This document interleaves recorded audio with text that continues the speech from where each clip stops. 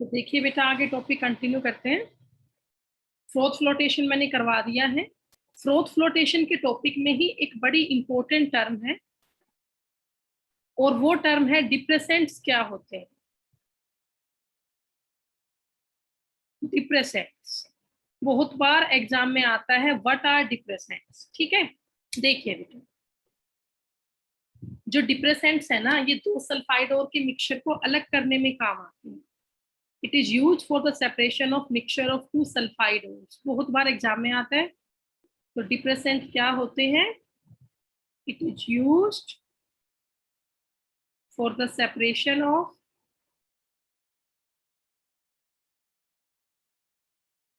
mixture of two sulfide,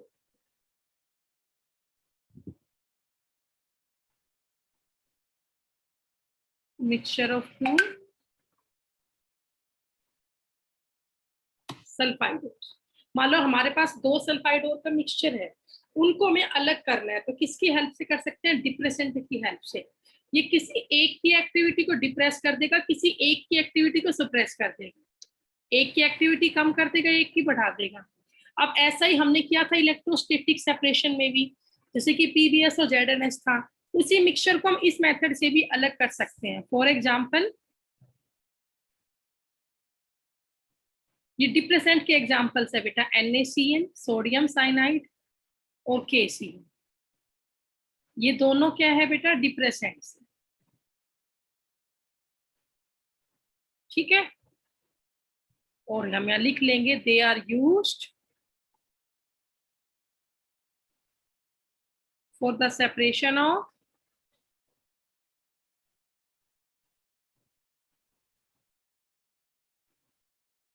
PBS and ZNS। PBS और ZNS की separation में हम इनका यूज करते हैं। तो या तो सारा PBS या सारा ZNS उससे डिप्रेसेंट रिएक्ट कर जाएगा। अब ZNS की रिएक्टिविटी ज्यादा है, तो क्या होगा? जो ये ZNS है ना, इसके साथ NaCN रिएक्शन कर जाएगा। whole of the ZNS react with NaCN to form a complex compound। तो यहाँ 4 मोल हो जाएंगे NaCN के, उससे कॉम्प्लेक्स कंपाउंड बनेगा Na2ZnCN4 प्लस में क्या निकलेगा? Na2S। प्लस में क्या निकलेगा? Na2S निकलेगा। देखो पूरा बैलेंस है। टोटल यहाँ सोडियम एटम 4 थे, यहाँ भी 4 है, 2 ये है और 2 ये है, 4। CN एटम 4 है, यहाँ भी 4 है। Zn 1 है, यहाँ भी 1 है। तो इसका नाम बेटा सोडियम टेट्रा साइनो जिंकेट 2। अब कहोगे मैं, हमें तो आती है इनकी नेमिंग। तो बेटा इनकी नेमिंग 12th क्लास में आपको सिखाएंगे। चैप्टर नंबर 9 आएगा इनऑर्गेनिक में, कोऑर्डिनेशन कंपाउंड। वहां आपको ये सब समझाया जाएगा इस बार। ठीक है, वहां पे ये IUPAC नेमिंग है कोऑर्डिनेशन कंपाउंड की, वहां सिखाऊंगी आपको। तो ZNS और PBS का मिक्सचर है, तो जितना भी ZNS है पूरे का पूरा किससे रिएक्ट कर जाएगा? NaCN के साथ, और उससे कॉम्प्लेक्स कंपाउंड बन जाएगा Na2ZnCN4 प्लस में क्या निकल गया? Na2S निकल गया।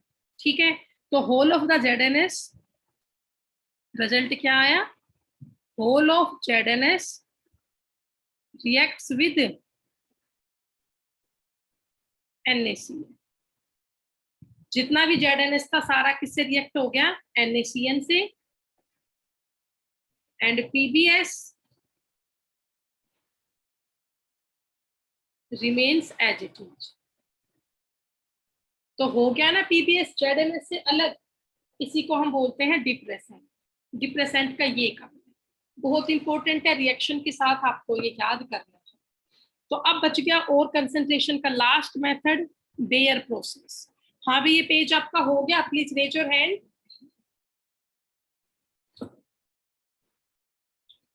ओके, अंशु, मोनिशा, अंकित, साहिल, अनिशा, वंशिका, प्रिया, रुचिका, निधि, दीपेश, हर्षिता, हो ही गया। चलो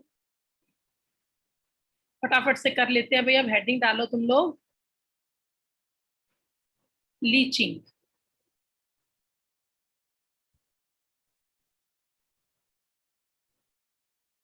ठीक है, ये पांचवा मेथड है और कंसंट्रेशन का, लीचिंग। तो लीचिंग में क्या होता है? In this either the metal ore, either the metal ore or its impurities, इन दोनों में से या तो मेटल का और या उसकी इम्प्योरिटी जो है are soluble in a suitable solvent so that one becomes soluble and another becomes insoluble। भाई सिंपल सी बात है, मान लो मेरे पास सोल्ट का और सैंड का मिक्सचर है, मेरे पास सोल्ट है और सैंड है, मैं वाटर में अगर डालती हूँ तो सारा सोल्ट वाटर में डिजोल्व हो जाएगा, बट सैंड डिजोल्व नहीं हो। तो ऐसे ही मेटल का ओर है और इम्प्योरिटी है, उन दो में से कोई भी एक चीज किसी सोलवेंट में घुल जाएगी, दूसरी नहीं घुलेगी। एक चीज सोलवेंट में सोल्यूबल रहेगी और एक चीज सोलवेंट में इनसोल्यूबल रहेगी। तो इजिली हम फिल्टर आउट करके उन दोनों को अलग कर सकते हैं एंड इजिली फिल्टर आउट। ठीक है, तो ये तो बेटा लीचिंग का हुआ प्रिंसिपल। अब लीचिंग हम करते किस किस की है? गोल्ड की, सिल्वर की और एल्यूमिनियम बॉक्साइट ओर की। तो लीचिंग के दो मेथड्स हैं, ये दो प्रोसेस है लीचिंग की। प्रोसेस ऑफ लीचिंग,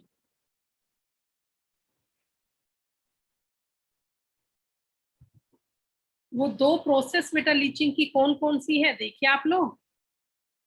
एक तो है बेयर प्रोसेस और एक है MacArthur forest cyanide process.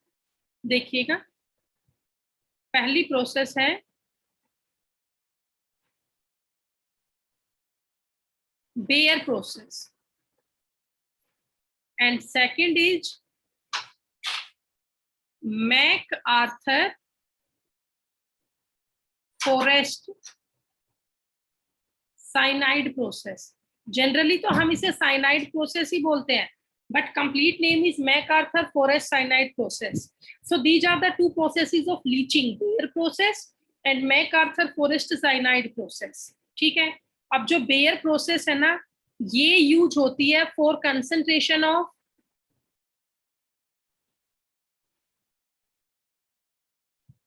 Bauxite ore.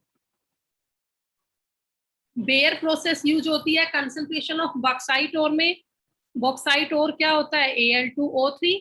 और जो साइनाइड प्रोसेस है ये यूज होती है कंसंट्रेशन ऑफ गोल्ड और साथ में प्लेटिनम भी हो जाता है वैसे तो, वैसे Ag होता है silver, concentration of gold and silver. ठीक है बेटा, तो ये लीचिंग का प्रिंसिपल हुआ। अब बस मुझे आपको रिएक्शंस और करवानी है बेयर प्रोसेस की और मैकआर्थर प्रोसेस की, देन आपका मेटलर्जी की सेकंड स्टेप पूरी हो जाएगी और कंसंट्रेशन की। ठीक है, तो 5-7 मिनट का काम और अभी से पूरा कर ही लेते हैं। चलो करें, तो पहले बेयर प्रोसेस करवाती हूँ मैं आपको।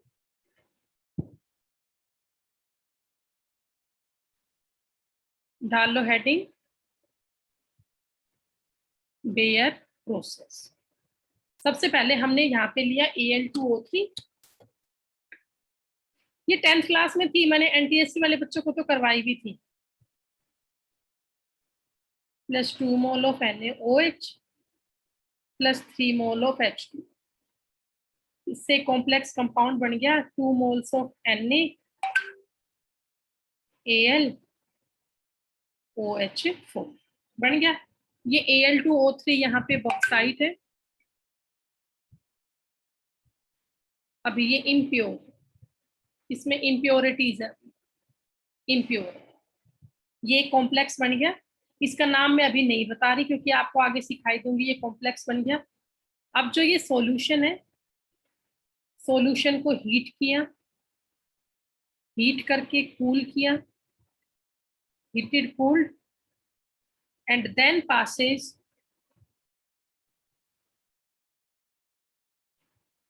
CO2 gas to neutralize its pH. बेटा जो Al2O3 का सॉल्यूशन है ना, Al2O3 जो है वो NaOH के सॉल्यूशन में घुल जाता है। Al2O3 NaOH के सॉल्यूशन में घुल जाता है, बट जो इसकी इम्प्योरिटी है ना वो नहीं घुल पाती। जो एल्यूमिना है Al2O3 बॉक्साइड, ये NaOH के सॉल्यूशन बेस में घुल जाता है, बट इसकी इम्प्योरिटी बेस में नहीं घुलती। ठीक है ना, एक चीज सोल्यूबल है, एक इनसोल्यूबल है। तो Al2O3 घुल गया बेस में, अब बेस में घुल गया तो इसकी तो पीएच बढ़ गई। अब हमें इसकी पीएच को न्यूट्रलाइज करना है, तो हम इसमें क्या पास करेंगे, CO2, क्योंकि आप सबको पता है CO2 गैस पानी में जाके क्या बनाती है, कार्बोनिक एसिड बनाती है। CO2 गैस पानी में जाके क्या बनाएगी, कार्बोनिक एसिड बनाएगी। और कार्बोनिक एसिड क्या है, एसिड है ना, तो वो बेस के अमाउंट को कम कर देगा, न्यूट्रल हो जाएगा सॉल्यूशन। तो जो ये कॉम्प्लेक्स बना है वो आप यहाँ पे लिख लें, NaAlOH4। और अब इसमें हम क्या पास करेंगे, CO2 गैस। तो उससे बेटा क्या बन जाएगा, यहाँ पे आपका कॉम्प्लेक्स कंपाउंड बन जाएगा Al2O3 इंटू XH2O, प्लस में यहाँ पे निकल जाएगा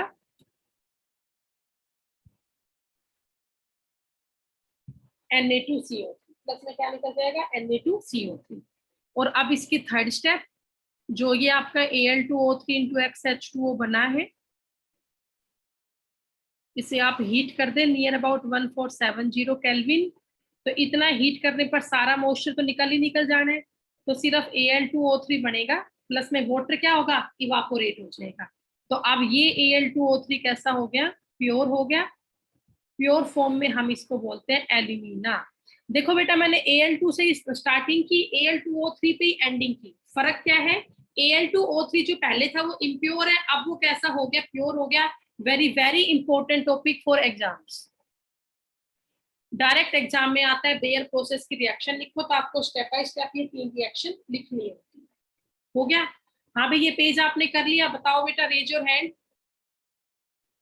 बस 2 लाइन और रहेगी बेटा, फिर ये टॉपिक आपका पूरा है। ओके जल्दी करो, शाबाश।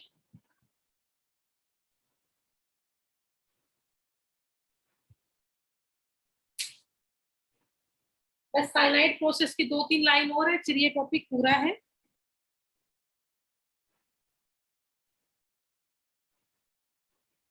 चलो देखो अब आगे,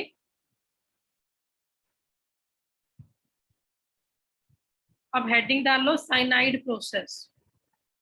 बेयर प्रोसेस तो हो चुकी है, अब हम करेंगे साइनाइड प्रोसेस। तो साइनाइड प्रोसेस में क्या है, डायरेक्ट करते हैं। 4 mole of M plus 8 mole of Cn negative plus 2 mole of H2O plus हमने O2 गैस ली एयर में से। इससे हमारा कॉम्प्लेक्स कंपाउंड बन गया 4 mole of M Cn2 negative plus 4 mole of OH negative. अब चेक कर ले, चार्ज पूरा बराबर है। 8 ही यहाँ पे नेगेटिव थे, 4 और 4 8 नेगेटिव ही यहाँ पे। अब जो ये कॉम्प्लेक्स यहाँ पे बन गया, अब इसकी रिएक्शन कर दो मोर रिएक्टिव मेटल के साथ।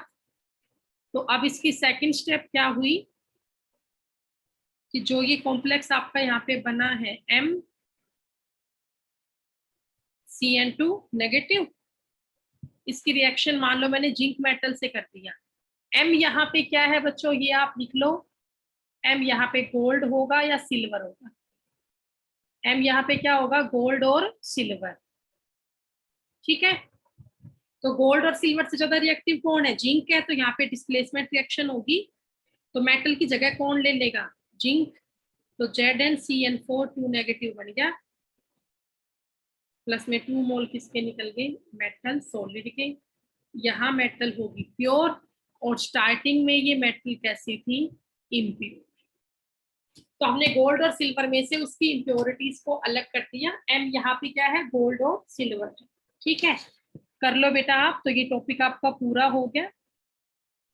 मेटलर्जी का टॉपिक ही चल रहा है, अभी तो 2 ही स्टेप पूरी हुई है। पहली स्टेप बड़ी सिंपल सी थी, और को साफ कर, क्रशर ग्राइंड करना, पिल्वराइजेशन था। सेकंड स्टेप आपकी बड़ी थी और कंसंट्रेशन।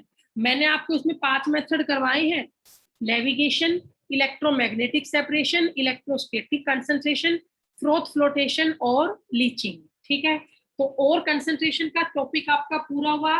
टोटल मेटलर्जी की 4 स्टेप, 2 स्टेप कंप्लीट हो चुकी है। स्टेप नंबर 3 से हम कल शुरू करेंगे, ऑक्सीडेशन और रिडक्शन से।